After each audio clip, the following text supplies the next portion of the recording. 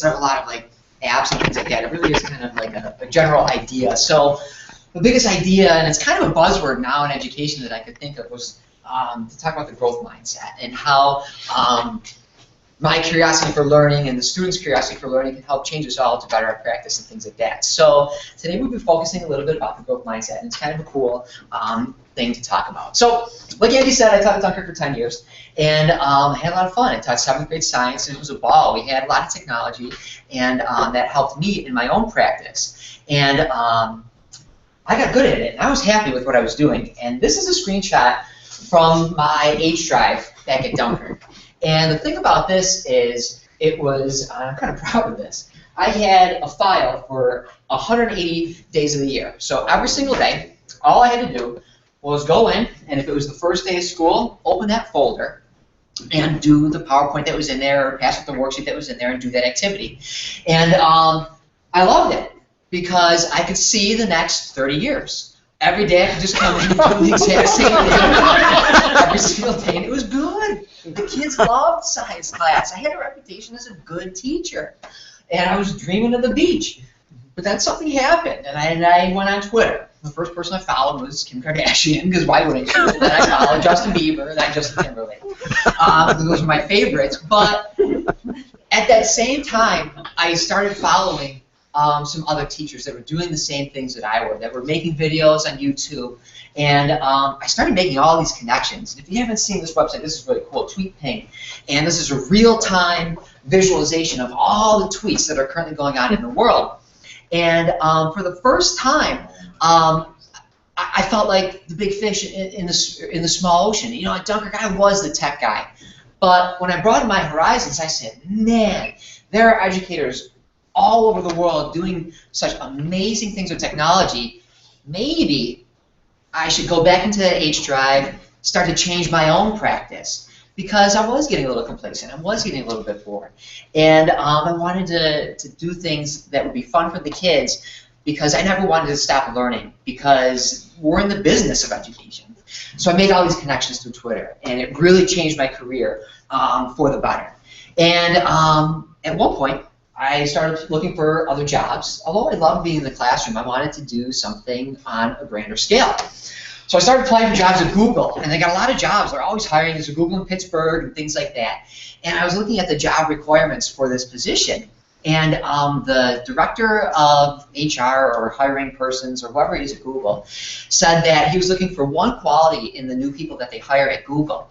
And the quality that they were looking for was learning ability. And I said, wow, that's so awesome. They said of all the technical skills that people who work for Google must have, he said it didn't matter as long as the people that they hire at Google have the ability to learn. And I said, wow, well, that's the growth mindset. I've got the ability to learn, and I want to learn, so maybe I'll get a job.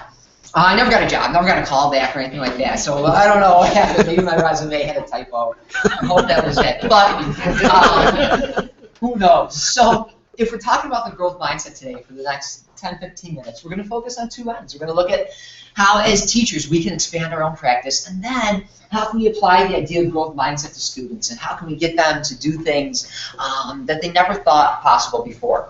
So it's not a TED Talk, this is a TIFF Talk, so we're changing it a little bit.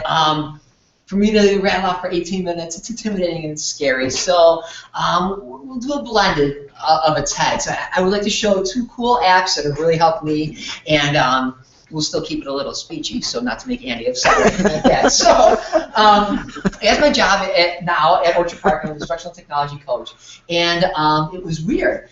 When I first got this job, all the questions that I had were the same.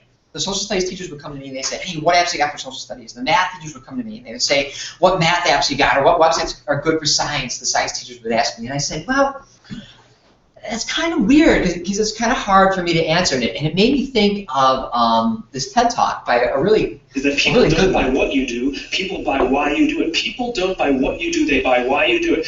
This explains why every single person in this room.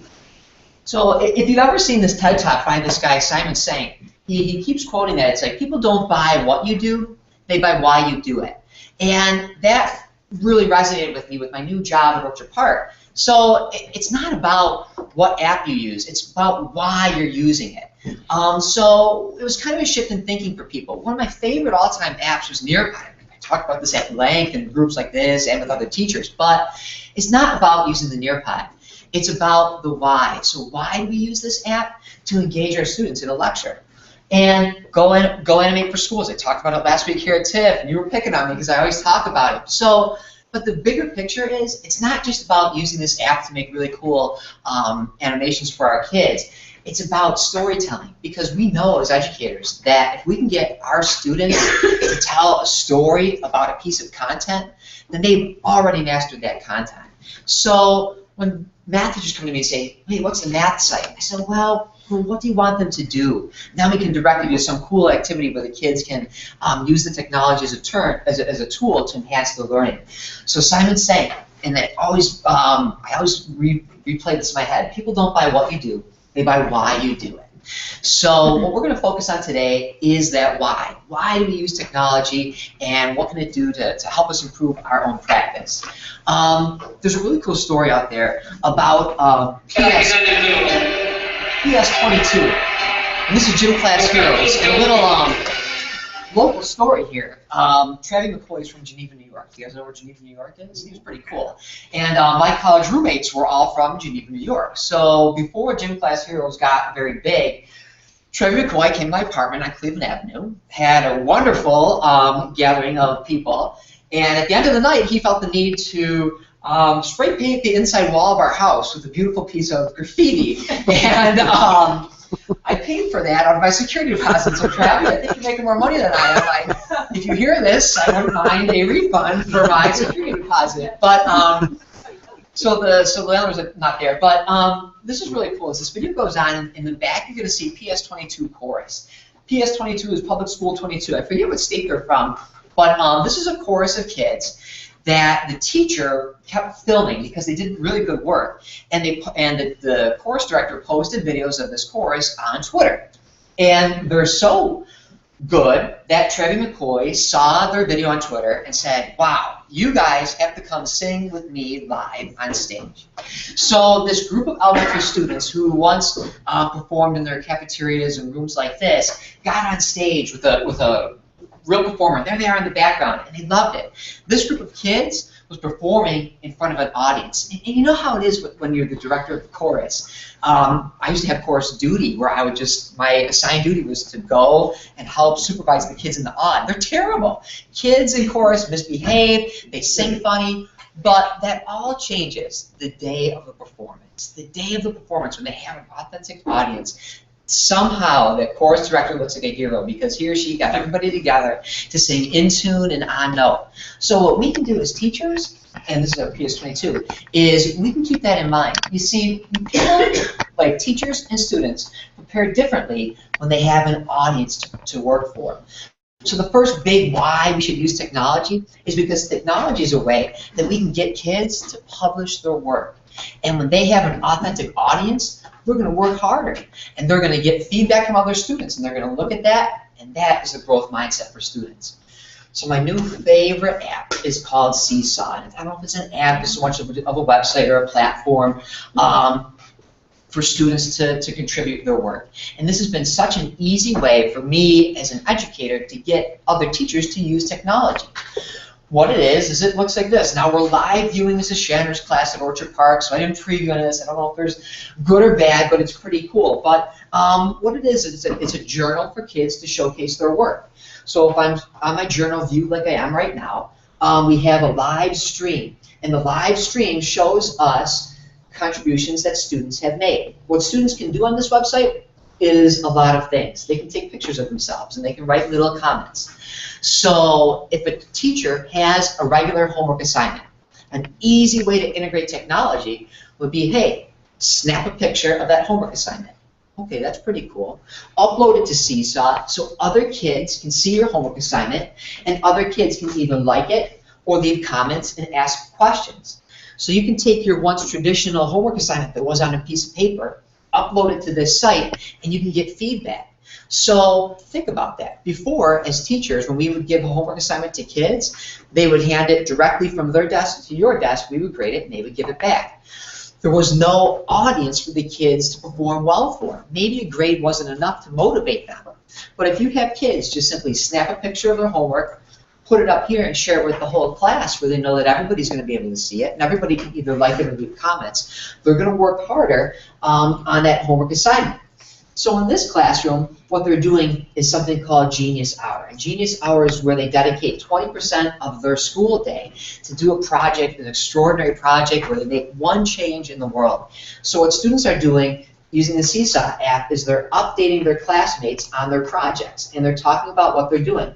So this student is trying to make a website where you can get information out to the world about saving the polar bears. Another student is making book covers out of recycled materials. So these are scraps that they got from the local Joann Fabrics and Walmart and things like that. And they're turning those scraps, they're sewing them together, and they're making book covers, which is kind of cool. So their big theme is recycling.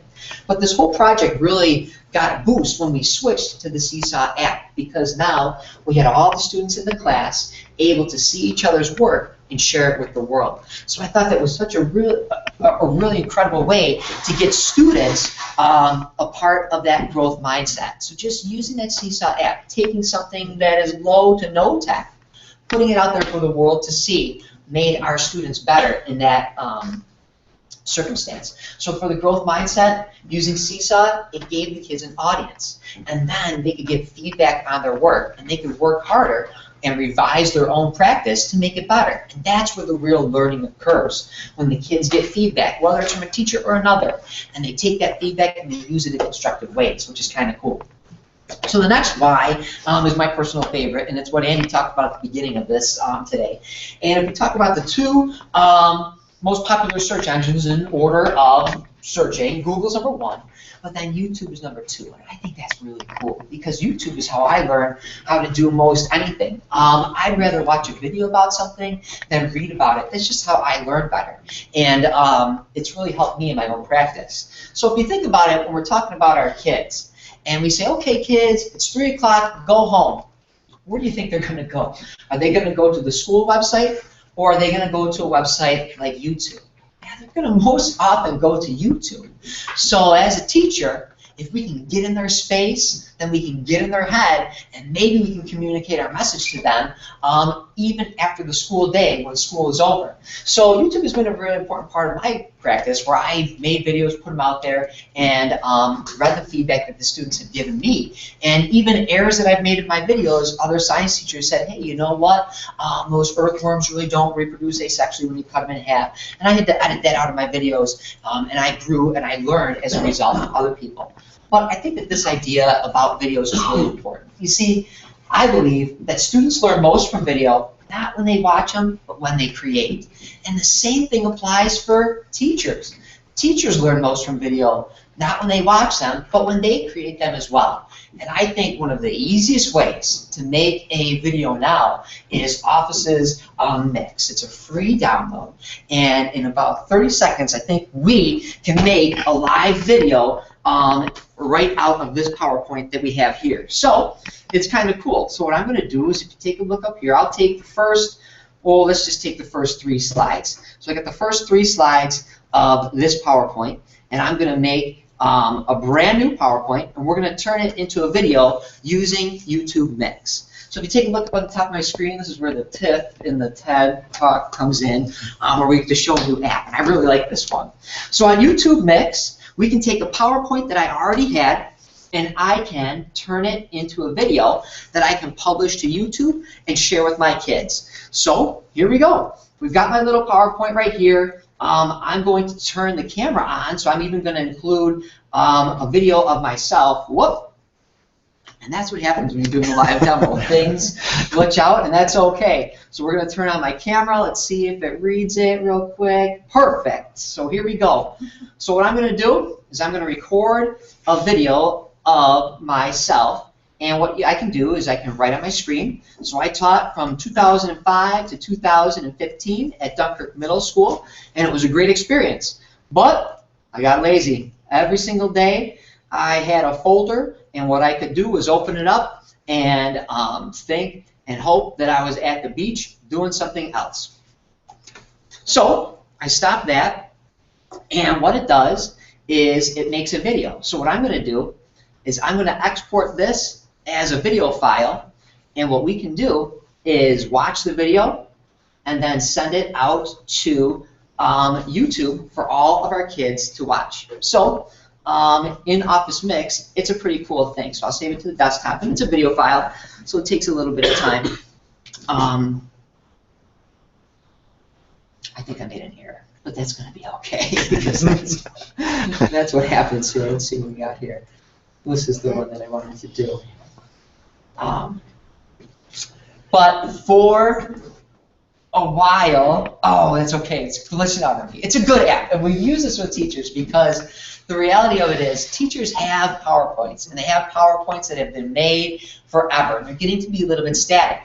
So at Orchard Park, what we did is we asked the teachers to take a PowerPoint that you already have, use YouTube Mix. You can record the little video of yourself, publish it as a video, share it with your students through any platform that you want, and then students can learn from that video in real time. And I apologize. I think I made an error in my video, and I think it's going to freeze my PowerPoint here for the next part of the slideshow, but that's okay.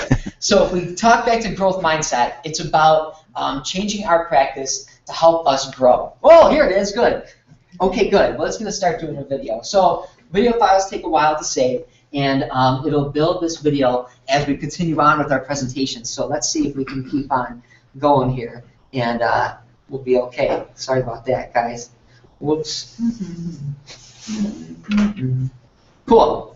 So at the end of the talk here, we'll see how that video turned out, and we can watch it together on YouTube Mix. So that's what the growth mindset's about for teachers. It gives us an audience, and it helps us to create and hopefully change our practice in better ways. And then the last thing that I'd like to share with you about technology is the interview. This summer I was interviewing for my job at Orchard Park, and it was a rather lengthy and exhausting process. And I was at the second one, and one of the principals, Mr. Pipatron, started laughing while I was giving my answers. And I'm like, well, there goes this job, you know what I mean? So I said, Mr. Pipatron, what are you laughing at? And he flipped around his phone, and it was my Twitter feed, and it was my professional Twitter feed. But my picture on my professional Twitter is me with Justin Bieber. And he was laughing at that picture, and he was like, did you really meet him? And I was like, no, that's a cardboard cutout I had in my classroom, and if you give me the job, I'm going to bring him to my office here at Orchard Park. And so he liked that. But it was really interesting, because what was happening is I had given them my resume, they had called my references, they had made sure I was certified, but in real time, they were Google searching me. So as teachers, we've got to think about that and what that means for students. I saw this article, and it said, 5 reasons why your online presence will replace your resume in 10 years. If you can see what I can see, this was written 5 years ago. So 5 reasons why your online presence will replace your resume in 5 years. And I think that's really coming down the line. You see, what are we doing as teachers to prepare our kids for the world that they're going to be living in? Any job that they apply for, they're going to be Google searched. What are we doing about that to build an online presence for our students? The coolest thing is, kids are already building their own online presence, whether it's good or bad. But I think it's our job to help guide them in the right way. And there's a really cool story about Dancing with the Stars. I don't watch it. Full disclosure, I watched The Bachelor. I love it. Watched it last night, but I don't watch Dancing with the Stars. Women Tell All. It was pretty good, right? I think Caitlin's going to be the next Bachelorette. But I don't know. So Dancing with the Stars ratings were dropping. And what they did is they reached out to a girl through Instagram, AMarieXOXO. And if you follow this person, every Friday she posts like a 7-second video called Freestyle Friday, and it's her dancing.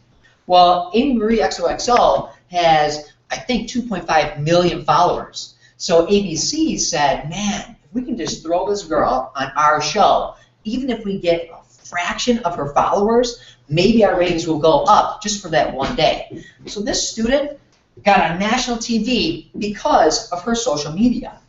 This guy right here, MKBHD, I feel like I'm his father. I feel like I've watched him grow up. I've watched his videos from when he was a kid to today. And what he started doing was, as a kid, he did these little tech review videos. And he still does these videos to this day. He actually just graduated college in May, and he's a full-time YouTuber. It is his career now. So his online reputation built him a job. He did go to college, but he doesn't need to. He brings in quite a bit of revenue through his videos. So in these two cases, these students' online presence built them a future. So what are we doing as teachers? I think we could have every single student graduate with something like an About Me page. I know Andy's got one. And this one I saw at a conference once. And if you scroll down, this is a student who wants to go to college or who just got accepted into a college. She's either a producer, sports reporter, or a designer. Doesn't know, but she's got a lot of examples on her webpage that can show future employers and colleges what she's good at. She also linked her social media accounts. So when she's applying for colleges, she says, hey, check me out on aboutme.com. And you know what? Feel free to check out my social media accounts, because that is the space we're living in, and that's what our kids are going to be faced with, which is kind of cool. So when it comes to social media, I heard this quote that a student made once. It says, social media is like water. You can teach us how to swim, or we will drown. So that's the growth mindset for teachers. It's our job now, as difficult as it is to make that change, to teach our kids about social media. So I had the opportunity to go to Miami Device this year. It was awesome. It was in November, and I met this speaker called George Couros. He's from Canada, and he's probably the most wonderful speaker I've ever met. Follow him on Twitter if you want. And I was so moved by this guy that he wrote a book as well, that I bought the book right after his speech. And if you ask my wife, she'll tell you I'm very conservative with my money, and I don't buy a lot of books, but I'm like, oh, take my money, this guy changed my life. So he shared this story about social media with me that I'd like to share with you guys. And there was this video series out there about Ryan Gosling, and it was called Ryan Gosling Won't Eat His Cereal. So there was this guy, and if you've seen it, it's really bizarre. These are all Ryan Gosling videos, and what some guy's doing is he's holding a spoon, and in all the circumstances in the videos, Ryan Gosling is not eating cereal. And it's really good, right? But what happened was, it's awesome. So the guy who was making these videos, they're hysterical, aren't they? The guy who was making these videos, unfortunately, was bedridden with a certain type of bone cancer. And the speaker at Miami Device, George Couros, shared this story with us because what happened was this guy unfortunately passed. And Ryan Gosling took to Vine. And Ryan Gosling posted this video. And he said, my heart goes out to all of Ryan Montgomery's family and friends. I feel very lucky to have been a part of his family in some small way. So George Couros said, we have to remember that not only do we have all the information in the world, but more importantly, we have access to each other. And that's the beauty of technology. We can reach out to each other. We can grow by connecting to other educators. If we connect students with one another, they can grow as well. And I think that's the beauty of technology. So, thank you for having me. That's it.